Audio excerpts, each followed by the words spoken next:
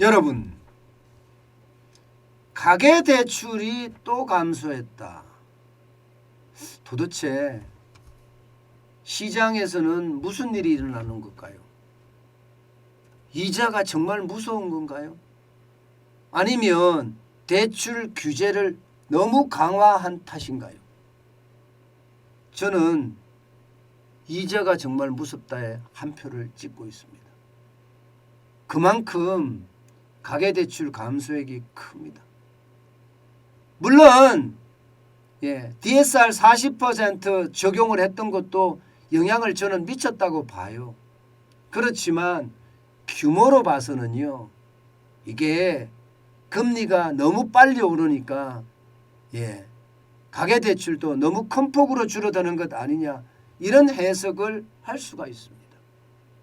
여러분, 이거 한번 보세요. 3월에 전 금융권 가계대출 감소액이 3조 6천억 원입니다. 3조 6천억 원. 이거 완전 역대급입니다. 가계대출이 한 달에 금융권에서 3조 6천억 원이 줄어드는 것, 이런 일은 웬만해서 일어나지 않습니다. 웬만해서 일어나지 않아요. 줄어도 엄청나게 많이 줄어들었잖아요. 그 중에서도 은행권 있잖아요. 은행 5대 시중은행, 은행권에서는요 1조 원 정도 감소했고요. 제2금융권에서는 2조 6천억 원 정도 감소를 했습니다. 야, 이 정도면 여러분, 은행권이 1조 감소했다. 2004년 1월에 감소한 이후로 최대로 감소했습니다. 2004년. 2004년이면 여러분, 지금이 2022년입니다. 18년 전에 줄어든 것만큼 지금 줄어들었다는 거예요. 2004년이면 여러분도 알다시피 이게 카드 대란 이후에 대출을 막았을 때 그때거든요. 그때만큼 지금 줄어들었다는 이야기가 됩니다. 여러분, 이것을 한번 보세요. 지금 보면 말입니다. 12월부터 이게 줄어들기 시작은 해요. 전체적으로는 12월은 뭐 가계대출이나 주택담보대출이나 기타 대출을 다 합치면 플러스 요인이에요. 그죠? 조금 늘었습니다. 그러나 올 1월부터 보세요. 가계대출이 7천억 원 줄어들고요. 주택담보대출이 2조 9천억 원 늘어나고요. 기타 대출이 3조 5천억 원 줄어들었습니다. 기타 대출이 신용대출이 들어있겠죠. 이때부터 마이너스가 되기 시작하는 거예요. 1월에 마이너스. 적어도 말입니다. 적어도 1조 3천억 원가량 적자잖아요. 그죠? 적자가 아니지, 줄어들었죠. 감소죠. 1조 3천억 원 정도. 2월 달에도 보면 말입니다. 지금 가계대출도 3천억 원 줄어들고요. 주택담보대출은 2조 6천억 원이 늘어나고요.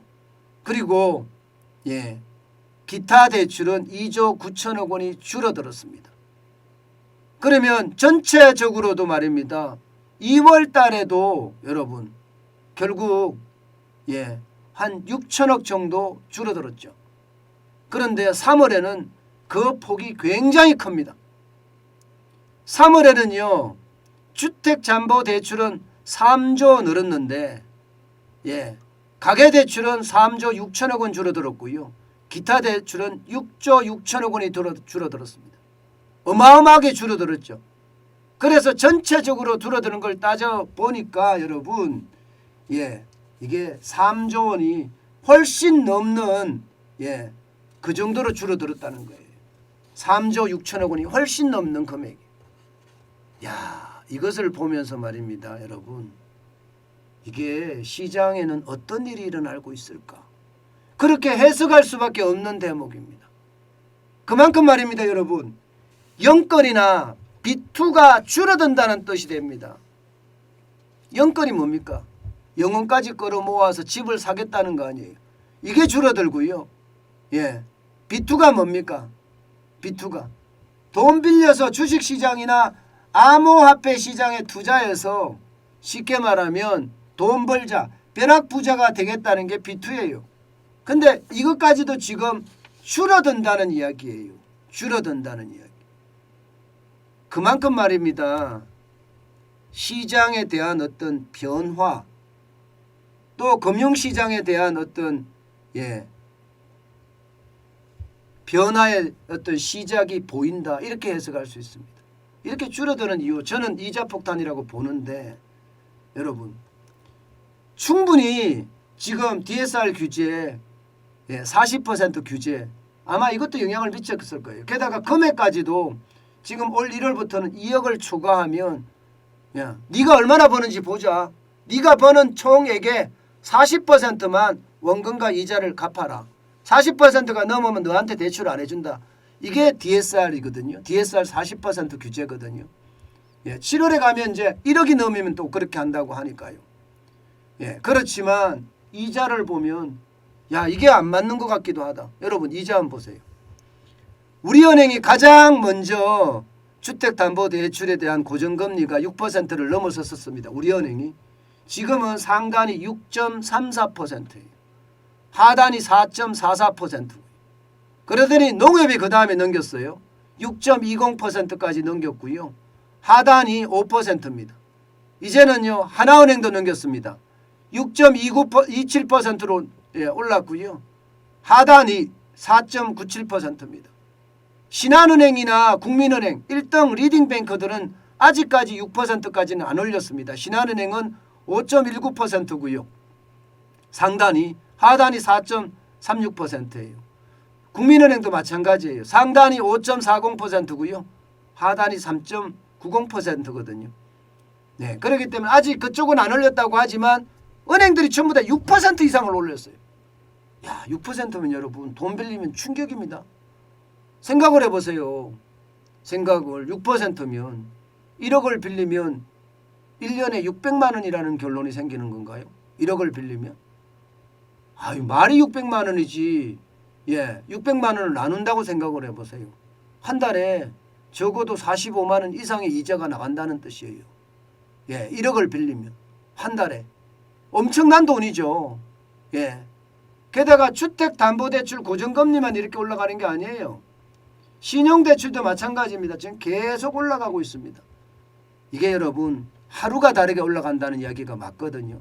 신용대출 금리 한번 보세요. 11일과 12일 사이에 대출금리가 올라갑니다. 0.3% 신한은행은 올랐습니다. 3.84에서 상단이 4.34까지 올라갔습니다. 하나은행도 마찬가지입니다. 0.3% 0.2% 올랐습니다. 상단이 4.09%고요.